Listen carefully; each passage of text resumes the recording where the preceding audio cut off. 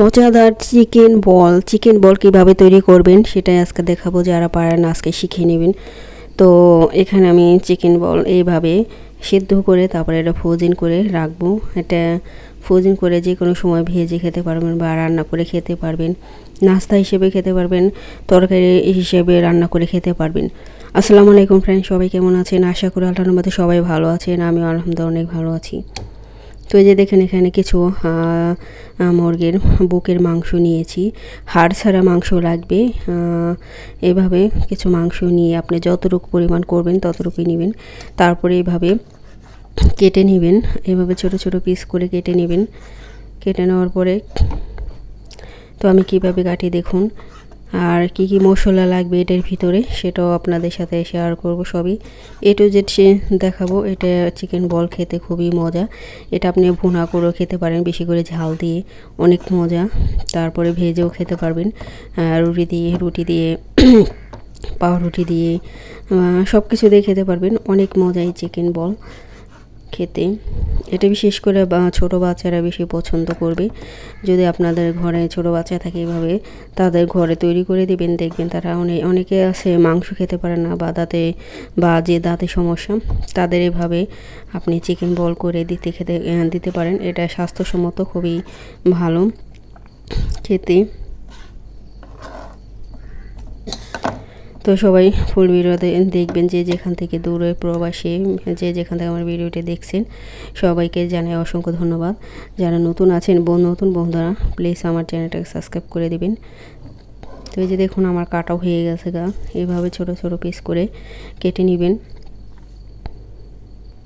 তারপর কি কি মশলা দিয়ে দেখুন। এখানে কাঁচামরিচ, একটা অনেক ঝাল এই কাঁচামরিচটা, দুটা নিয়েছিলাম, কিন্তু দুটা দিলে বেশি ঝাল হয়ে যাবে। তো আপনারা যদি বেশি ঝাল পছন্দ করেন তাহলে বেশি মরিচ দিয়ে দিবেন। এখানে কিছু কারি পাতা দিয়েছি, এটা কারি পাতার ফ্লেভারটা অনেক ভালোবাসি। তারপর লাগবে গোলমরিচের গুঁড়ো। এখানে আমি কালো গোলমরিচের গুঁড়ো দিয়েছি। তারপরে আদা রসুনের পেস্ট, আপনারা সাদা বা কালো গোলমরিচ দিতে পারেন, দুটোটাও দিতে পারেন। তো এখানে লবণ, পরিমাণ মতো লবণ, আর হচ্ছে আদা রসুন। বেশি উপকরণ লাগবে না, অল্প উপকরণ হয়ে যাবে। তারপরে পরিমাণ মতো লবণ দিয়ে দিলাম।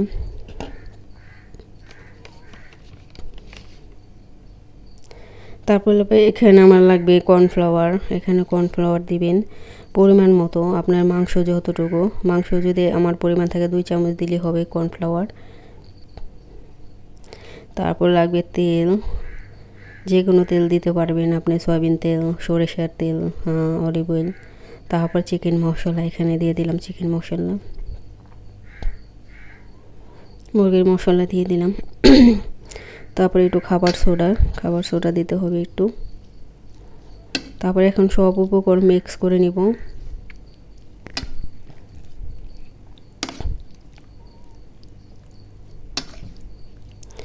এভাবে কিছুক্ষণ 5 মিনিট রেখে দিবেন মিক্স করে।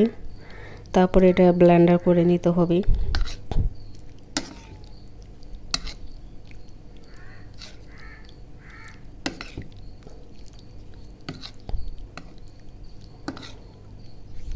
এভাবে ভালো করে মেখে একবার সব উপকরণের সাথে মিক্স করে নিতে হবে, যাতে চিকেনের ভিতর মশলাটা যায়। তো তারপরে দেখুন এখানে হ্যান্ড ব্লেন্ডার দিয়ে আমি করে নিতেছি।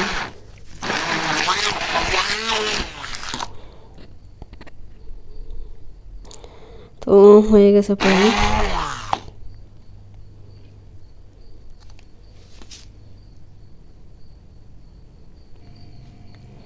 তো এই যে দেখুন একবার পুরোপুরি কিমা হয়ে গেছে তারপরে এখানে আপনি পাউরুটি, 1 পিস পাউরুটি দিবেন, বা পরিমাণ অনুযায়ী বেশি থাকলে 2 পিস দিবেন পাউরুটি। তারপরে গোল গোল, তারপরে হাতে একটু তেল মেখে, এটা কিন্তু আঠা হয়ে যায়, যেহেতু চিকেন একটু আঠা হয়ে যাবে, হাতে যাতে লেগে না যায় সেই জন্য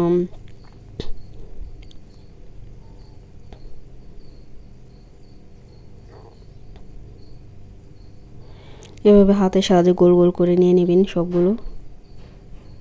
তো আপনারা সাইজ মতন করে নেবেন, যে যেরকম সাইজ পছন্দ করেন।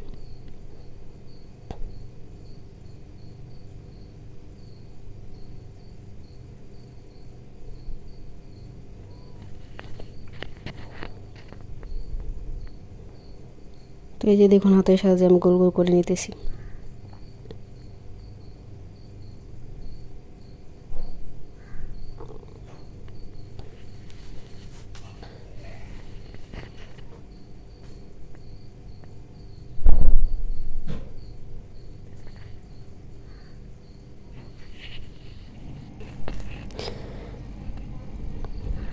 তো এই যে দেখুন এভাবে গোল গোল করে নিয়ে নেবেন সবগুলো।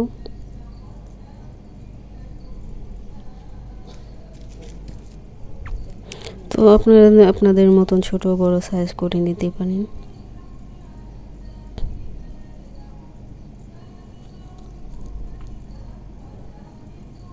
খুবই সহজ একটা রেসিপি আর খেতে ভীষণ মজা।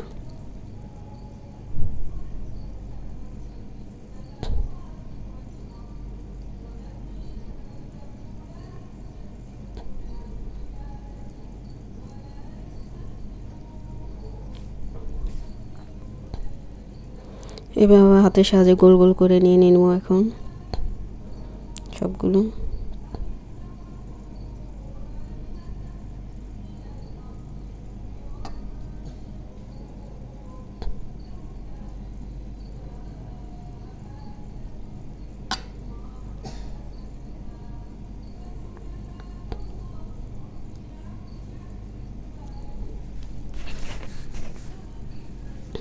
সবাই ফুল ভিডিওটা দেখবেন, যারা সুন্দর সুন্দর কমেন্ট করেন আমার ভিডিওতে তাদেরকে অসংখ্য ধন্যবাদ যেসব আপু এবং ভাইয়েরা। তো প্লিজ নতুন বন্ধুরা যারা আছেন আমার ভিডিওতে দেখে ভালো লাগে অবশ্যই সাবস্ক্রাইব করে দিবেন।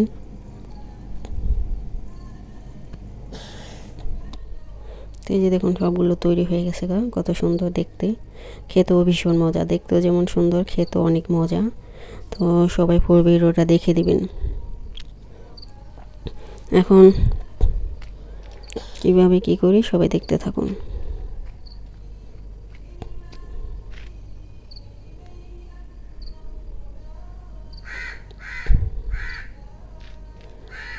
এই যে দেখুন একটা প্যান বসিয়ে দিলাম, এখন ফুটন্ত, এটা একটু পানি ফুটে আসলে এটা সিদ্ধ করে নিব এখন আমি। তো এই যে দেখুন এখন সবগুলো দিয়ে দিব, পানিটা বলক এসে পড়েছে, সবগুলো বল দিয়ে দিব।